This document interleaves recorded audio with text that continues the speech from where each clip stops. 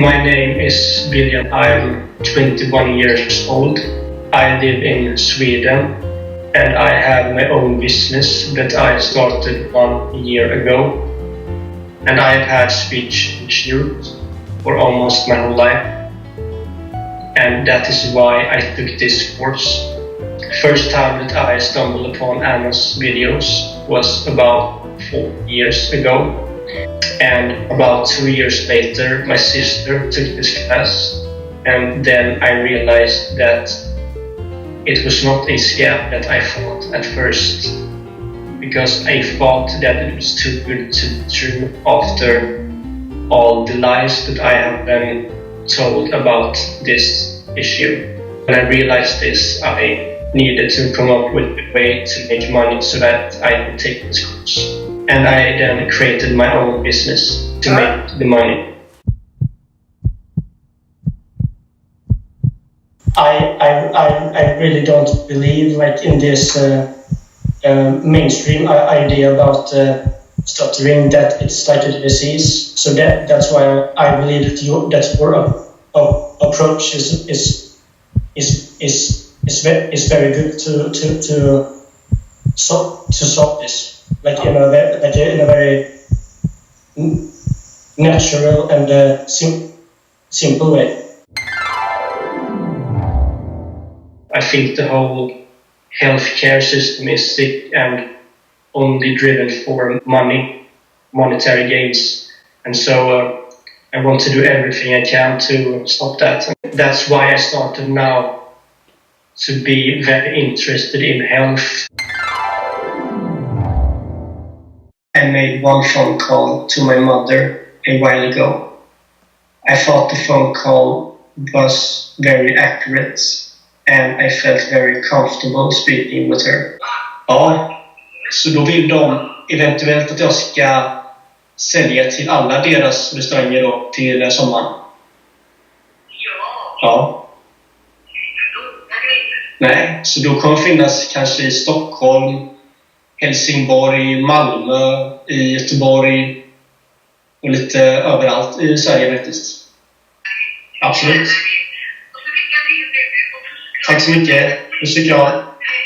Får det så bra. Hej då. I think it went very well. I thought 100%. Did you enjoy communication with your mother? Yes, a lot more than before, but it. Tjena. Ja, jag sitter nu vid Kärnet. Det är därför jag svarar. Okej. Du så? Ja, precis. Men då så? Kan jag ringa dig nu i så fall? Ja. Absolut. Ja, okej. Ja, och sen. Det är jättebra. Emilia, kan du ringa mormor? Att hon ringde mig precis nu.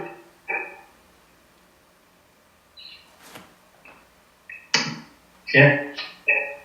Explain what just happened. I just redirected my focus. Instead of speaking to you, I spoke to my grandmother.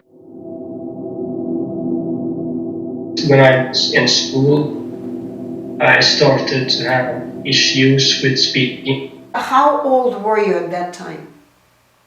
Maybe 8 or 9. Around this time that I started with medication from my so-called ADD. That made me very quiet. All I remember is going to the doctor and getting these medicines, or not medicines, I mean drugs. But these ones were making me extremely alert and energetic in a very bad way. It made me very stressed and I felt like I had so much energy inside that never came out. So if you imagine drinking like 10 cups of coffee, extreme energy, and when it gets stuck, I feel like that had a negative impact also on my speech. And I remember my teachers recommending me to go to a speech therapy, but I did not like that, so I only went one time. I remember sitting there talking to her, and it did not feel good to be there. Something told me that it was pointless. It would give me nothing.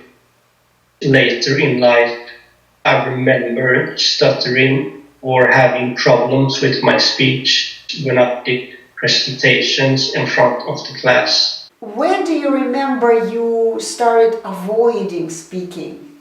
Maybe 7 or 8 years old. It was around this time when I started with this medication, because before it was the opposite. I was the most social person and I was the most extrovert, and after this I received very negative feedback from the teachers and my parents, and everybody told me that something's wrong and I need to change. And so I became very introvert and very quiet. I took these pills for maybe 8 years, very many different types. So one was Ritalins, and then sleep medication, and then antidepressants. And then they even gave me medicines for sleep that were antipsychotic. One side effect of the medicine was that you get tired, so I received them just to get some sleep. But it was an antipsychotic medication, even though I did not have any psychotic tendencies. I had a lot of health problems. As I took the drugs, I developed something called chronic fatigue syndrome from the age of 12 to 16 or 17. I felt so tired to 20 years old. Did you do anything else to help your speech? I was about 16 years old and I went to a speech therapist. They told me to speak slow and to do exercises with breathing and things like that. I went from 16 to 17 and I had perhaps 1 or 2 years break. And then I tried another time and went for maybe 3 or 4 months this time. So basically you went to speech therapist 3 times, right? Yes, 3 times. 3 times. But first time was only a few minutes. Second time was about 15 to 16 or 16 to 17. And then I went when I was 18. I went for about a few months. It was the same place, but not the same speech therapist. So that's why I decided to try one more time, because it was another person, but it was the same things that they were teaching, because they had the same education. They think something like physically wrong with you. I think the course is very good. It is what's necessary to regain your ability to express yourself after not knowing it for such a long time. I don't think you can do it that easily on your own. I think you have so much muscle memories that tells you to do the wrong things. I don't think that you can notice yourself all these errors because you don't really know. And if you don't know what you are doing wrong, you can't really change the things. I recommend all the people that have issues with the speech to take this class and to try to collect money for this class, fix all the problems that you may have with your speech. And I think you have to be open-minded. There are a lot of misinformation and a lot of lies about these things. To not listen to the so-called experts like doctors, speech therapists, teachers and things like that. Just because someone is in a position of so-called expertise or power, it doesn't mean that they know what they are talking about. I think it's very, very difficult to deal with these issues because it almost forces you to avoid social interactions and a social life. I felt very angry about it. I felt very trapped and embarrassed, of course. Thank you so much for this course and for helping people with their speech and express themselves. I know now what to do when I speak. Great. Bye. Bye-bye.